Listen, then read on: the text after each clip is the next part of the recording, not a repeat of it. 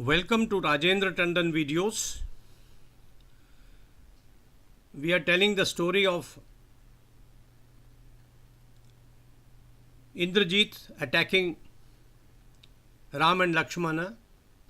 He also brought a dummy Sita whom he slaughtered in the sight of the forces. Ram felt dejected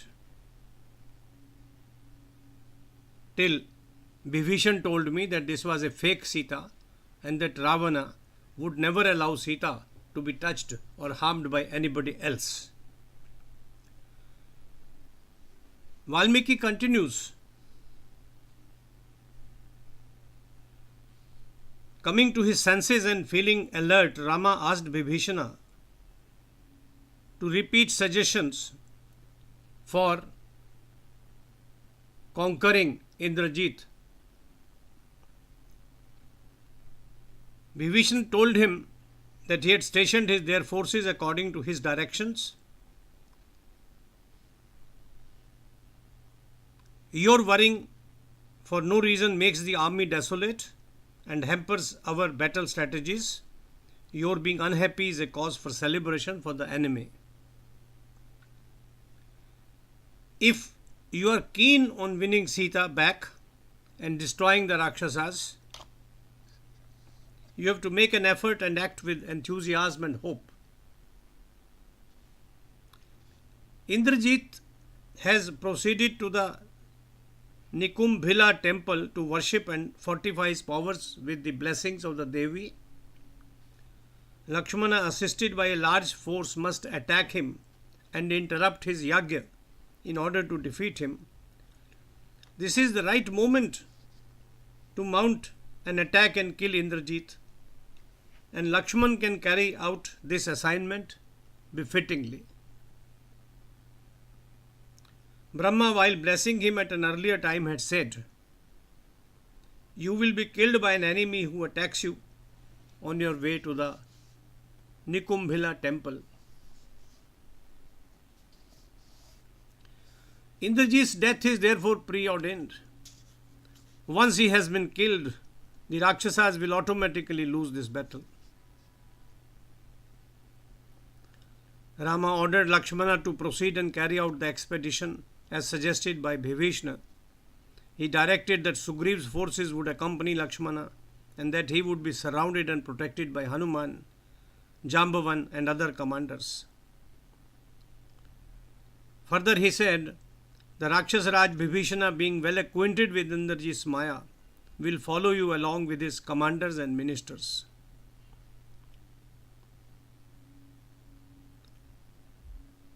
Lakshmana did as ordained. The Rakshasa Raj Bibhishana accompanied him.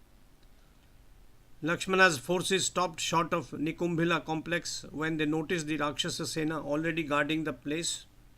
It was a sight to see. Their weapons shone against their dark bodies. Bibhishana advised Lakshmana to order the Vanar Sena to attack as early as possible and pierce the vast Rakshasa formations. I have included some detailed and meticulously done paintings of the Vanar Sena attacking the Rakshasas. These paintings are from the Mewad collection in the British Library.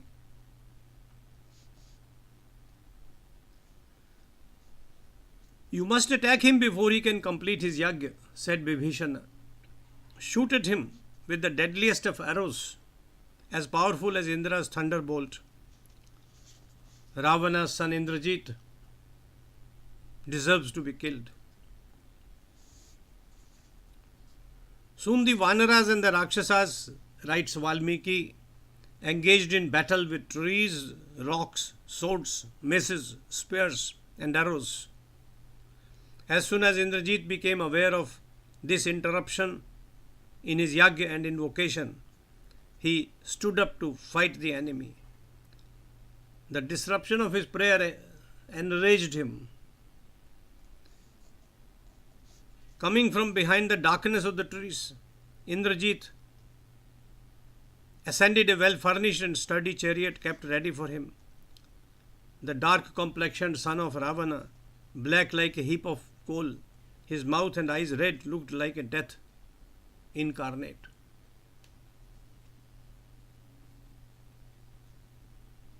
Hanuman, meanwhile, had uprooted a large tree and was hitting the Rakshasas mercilessly.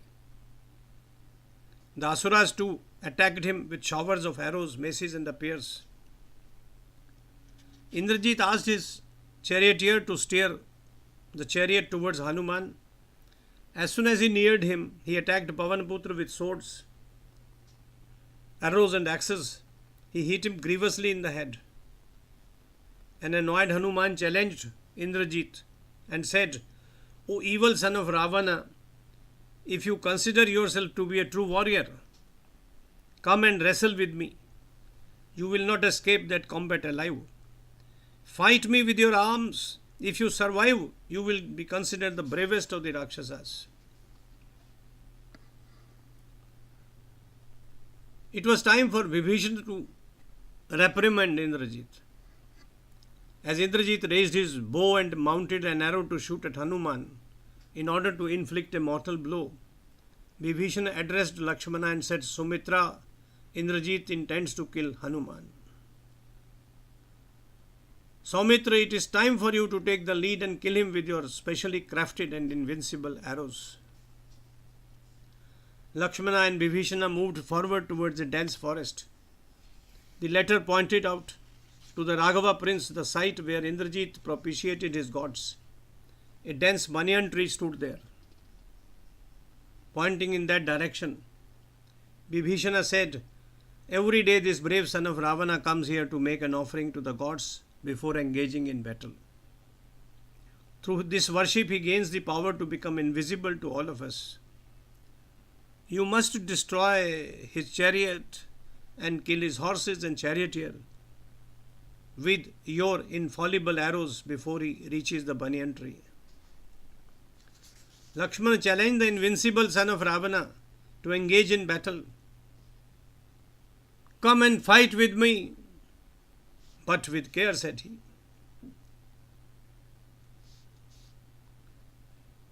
Indrajit noticed Vibhishana standing by the side of Lakshmana. He rebuked him. He called him a traitor.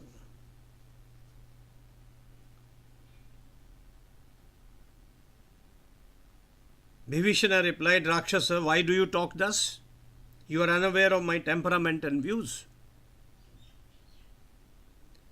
One should not be disrespectful to one's elders, irrespective of the circumstances. I might have been born a Rakshasa, but I have imbibed the Sattva Gun.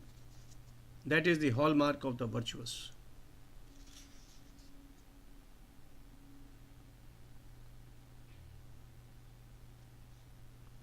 The learned say that a wicked person who wants to usurp another's wife or wealth ought to be avoided like a house on fire. The three evils of stealing another's wealth, sleeping with another's woman, and misplacing trust in one's well-wishers must be avoided.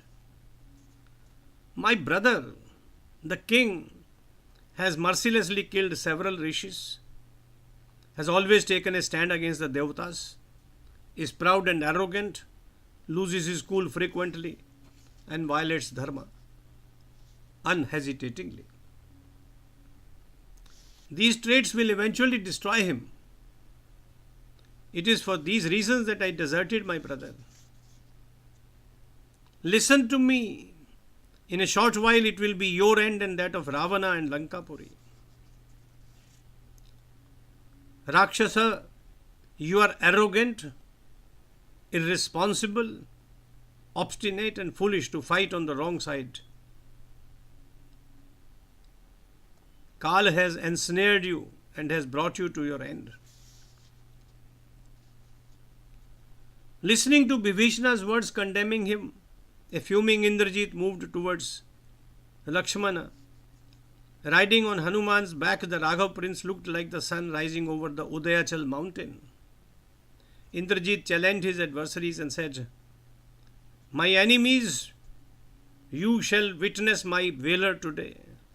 You will be the recipient of my fatal arrows, piercing your bodies just as the earthlings helplessly receive the rains. You forget, Lakshmana, that a few nights ago I had made you unconscious. I had put you to sleep. You are courting death now. You have come to fight me who is fulminating like a cobra. And angry, Lakshmana retorted fearlessly, Nishachar, you have declared your intention to kill your enemies. However, it is going to be a difficult task. He alone is wise who achieves his objective without loose talk.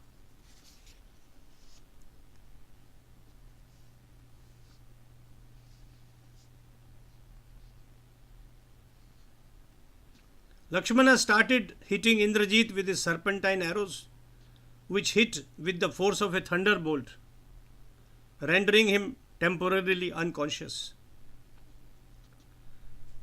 When Indrajit regained consciousness, he attacked Lakshmana as well as Hanuman with powerful arrows, injuring both of them. In return, Lakshmana, fighting without a trace of fear, struck his adversary's golden armor, shattering it into pieces. The shining armor lay on the floor of the chariot like a galaxy fallen from the sky. One marvels at the similes used by Valmiki.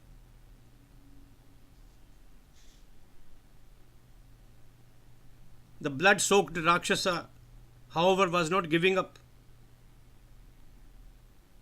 He attacked Lakshmana, smashing his armor. Both the injured warriors were bleeding heavily and their bodies were dotted with marks of arrows that had pierced them. Several of their arrows and other weapons destroyed each other in the sky. Looking at Indrajit and Lakshman fighting each other like two elephants in mast, driven by a compelling urge for victory, Vibhishana, followed by soldiers, came nearer.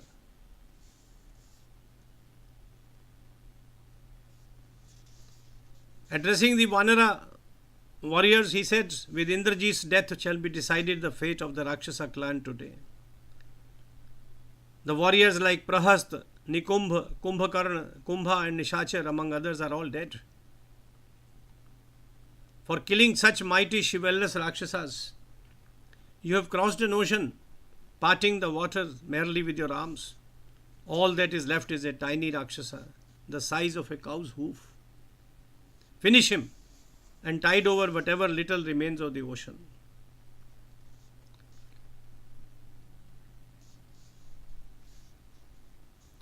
You should jointly attack the soldiers protecting Indrajit, so that he is isolated for the Raghava prince to take care of him. Writes Valmiki, a fierce battle ensued, and Hanuman put down Lakshmana and entered the fray carrying rocks and trees. Lakshman and Indrajit fought face to face. No holds barred. They were so dexterous in their moves that an onlooker could not decipher when an arrow was pulled out of a quiver, when supported on the bow, when its hold was changed from one hand to another, when it was firmly held in a fist, pulled to the ear, and released at its target. What a description! How precise!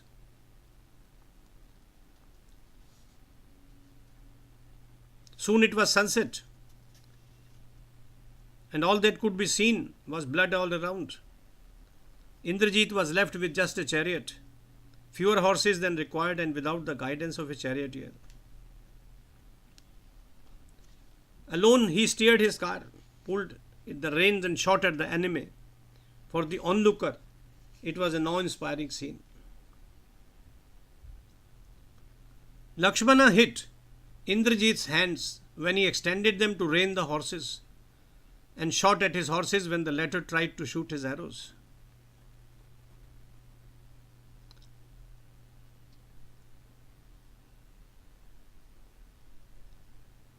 It was dark all around, difficult to distinguish between a friend and a foe. Indrajit said he would return to the palace and come back with a new chariot and weapons. He quietly slipped out of the battlefield. A gold-studded chariot was made ready for the son of Mandodari. It was stocked with bows, arrows, axes, spears, and swords. His sudden and smart arrival in a fully decked chariot amazed Lakshmana, the Vanaras as well as Bibhishana. A royal battle ensued. Lakshmana cut down several of the bows issued by Indrajit. He then hit his chest and pierced a hole in it. The fearless Raghava cut down whatever arrows Indrajit shot in his direction. It was an astounding display of marksmanship. Once again, Lakshmana beheaded Indrajit's charioteer with a spear. Surprisingly, the Rakshasa's horses were not frightened, and they continued pulling the chariot as if nothing had happened. Unable to pierce Lakshmana's armor, Indrajit hit him in his forehead. Suffering this injury bravely, the latter shot 5 arrows and hit the former's resplendent face. Bibhishan in the meantime killed the 4 horses of Indrajit's chariot.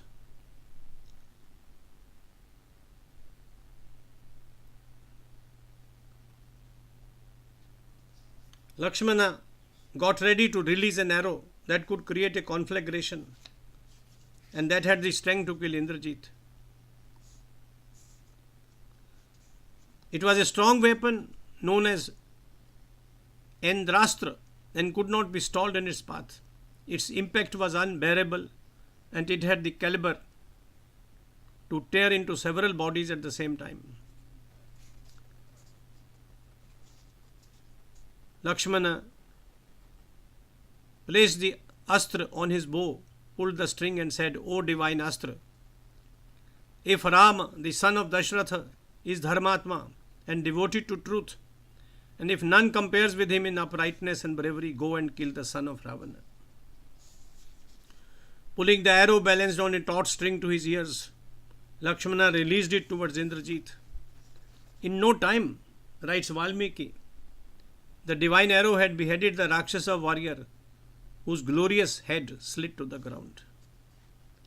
On the earth, Indrajit's head, though soaked in blood, looked like a mound of gold.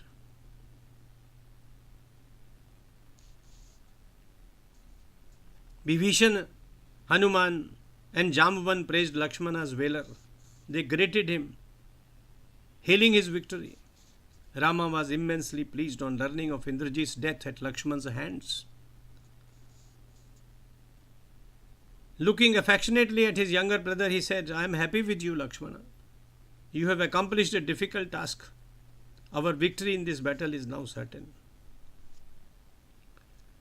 Killing Indrajit, you have deprived Ravana of his right arm because his son was his main source of strength. Ravana is not left now with any choice but to come to the battlefield. I shall surely kill him. Jai Shri Ram, Jai Shri Ram, Jai Shri Ram."